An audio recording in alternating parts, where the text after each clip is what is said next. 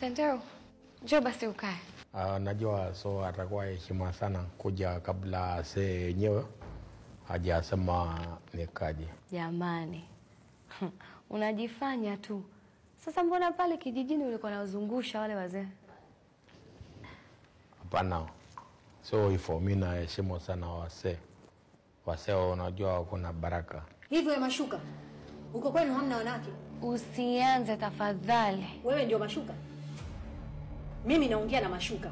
Anaitwa Senteu. Mimi sijali hata kama anaitwa Santana, it's not my problem. Wewe Mashuka, kaa ukijua Jia mwanangu hata kuja kuolewa na Masai kamwe. Mama, kwanza naomba nasamehe, samahani sana kwa kitu kingine hapo, na kwa pia mimi nimekuja kufanya kazi tu. Basi na hakikisha unafanya kazi vizuri.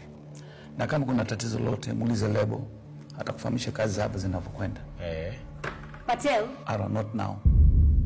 Tutaongea baadaye.